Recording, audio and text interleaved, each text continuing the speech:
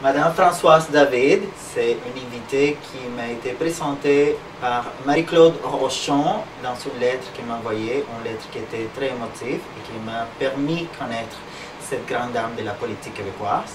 Et voilà, c'est mon entrevue. Vous allez excuser mon français parce qu'elle n'est pas le meilleur au monde, mais je travaille là-dessus tous les jours. Tous les jours, je promets. Bonjour madame.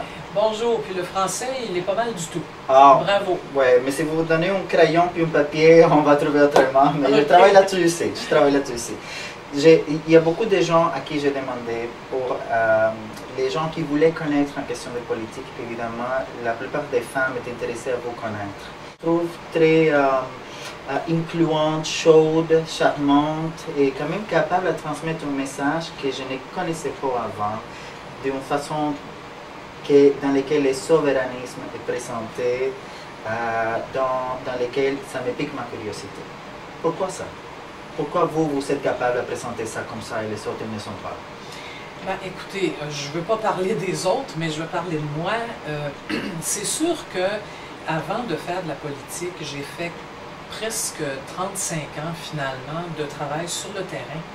J'ai travaillé dans des syndicats, dans des groupes communautaires, j'ai travaillé à la coopération internationale et surtout, j'ai passé 14 ans dans le mouvement des femmes.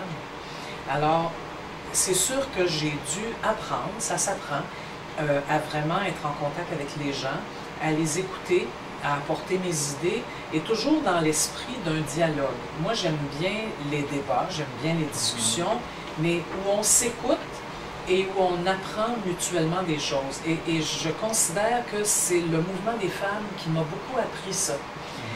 Donc, maintenant que je suis dans le monde politique, je n'ai pas l'intention de changer. Je continue à travailler avec la même attitude. Écouter les gens, tenter de comprendre leurs préoccupations, leurs besoins et apporter mes idées en même temps, parce que bien sûr, j'en ai des idées. Madame Rochon, vous trouvez une inspiration. Il y avait beaucoup de choses, c'est vrai, il y a beaucoup de gens qui vous trouvaient comme une inspiration, mais c'est sa lettre qui était tellement élaborée, qui m'a permis vraiment de comprendre un peu mieux le concept d'avoir quelqu'un qu'on admire pour des raisons qu'on peut toucher, qu'on peut voir à la preuve. Mais ça fait 35 ans, en commençant en question de mouvement des femmes. Bien, c'est ça. Bien, mais d'abord, merci à Mme Rochon. Si je peux inspirer quelque chose, dans le fond, ce que j'aimerais inspirer, ça serait le goût de la justice sociale, ça serait le goût d'une réelle égalité entre les hommes et les femmes, puis peut-être le goût de l'engagement aussi. C'est pas tout de dire « Ah, le monde va mal, l'humanité va mal, on a des problèmes. » Oui, c'est vrai. OK, alors qu'est-ce qu'on fait? Et moi, je pense que chaque personne peut faire un peu. Tout le monde ne peut pas être à temps plein dans la politique ou dans l'engagement social. Les gens, les femmes en particulier, bon, elles ont un travail, elles ont des enfants, tout ça. Mais on peut toujours faire des petits gestes. Et ça, c'est quelque chose que j'aimerais inspirer. Le goût d'agir chacun et chacune à notre manière. Je trouve que votre bureau, il est très modeste, comparé à peut-être des autres bureaux que j'ai eu la chance de citer dans les dernières entrevues. Oui, et on est deux dedans. Et on est deux dedans. J'aime ça, ça me fait quand même, je me sens bienvenue ici, c'est pas prétentieux du tout, alors j'aime ça. Mais pourquoi peut-être les autres bureaux, on voit qu'il y a un support énorme des gens qui font des dons économiques, et j'imagine que chez vous autres, vous êtes en train de se battre pour se faire connaître, et en même temps pour avoir ces dons-là. Est-ce que vous savez les supports quand même de beaucoup de gens? On en a, mais c'est bien évident que si vous comparez par exemple à ce que au budget annuel du Parti libéral du Québec, là, il me semble que c'est autour de 8 à 10 millions de dollars. Ben, nous, on n'a pas ça, là, vraiment pas. En plus, on existe seulement depuis 4 ans. On a eu 2 élections générales, on a donc dû emprunter de l'argent. Là, on tente de rembourser ce qu'on a emprunté parce qu'il y aura une autre élection dans 3 ans. Donc, on est un petit parti pauvre. On va être clair, là, on est vraiment pauvre, mais très riche d'idées. Alors, au fond, est-ce que c'est pas ça le plus important? Mais oui, c'est sûr en même temps qu'on voudrait avoir de plus en plus d'appui, que les gens nous donnent même des petits 20 $, des petits 10 $ pour qu'on puisse travailler mieux. Moi, je ne souhaite pas tant que ça qu'on ait l'appui des grands et des puissants de ce monde, parce que ça voudrait dire qu'on aurait peut-être trahi notre cause. Nous autres, on travaille avec et pour les gens ordinaires, les travailleurs, les travailleuses, des professionnels, des agriculteurs, des mères de famille. Et souvent, ce sont des gens qui n'ont pas tant que ça d'argent.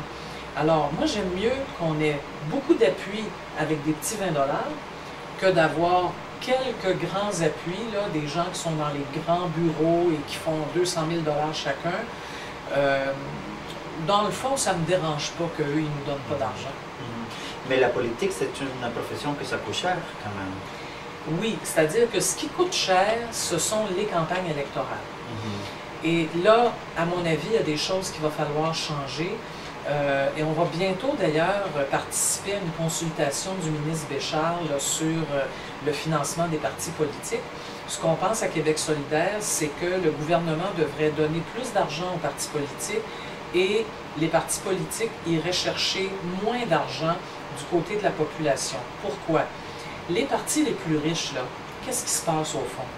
Un grand bureau d'avocats, une grande firme de génie conseil, là, chacun, là, les boss, là, ils mettent chacun 3 000 $, ce qui est le maximum permis. Puis là, ils s'arrangent pour faire savoir au gouvernement que ce bureau-là, au total, ils ont donné, mettons, 25 000 $, parce qu'il y a eu plusieurs personnes qui se sont mis ensemble pour donner 3 000 $ chacun. À partir du moment où le gouvernement sait qu'un bureau d'avocats, un entrepreneur en construction, etc., ont ramassé beaucoup d'argent pour ce gouvernement, bien là, le premier ministre de ce gouvernement-là, il a un petit peu le pied attaché, là. Il faut bien qu'il donne un petit peu de contrat pour service rendu. Alors nous, on se dit, c'est pas bon ça. On devrait permettre un maximum de dons de 500 $. Et puis, surtout, que le financement des partis politiques vienne de la Direction générale des élections, donc vienne du gouvernement lui-même, selon le nombre de votes obtenus. Ça serait beaucoup plus simple, il y aurait moins de corruption, et pour Québec solidaire, ça serait un grand pas en avant.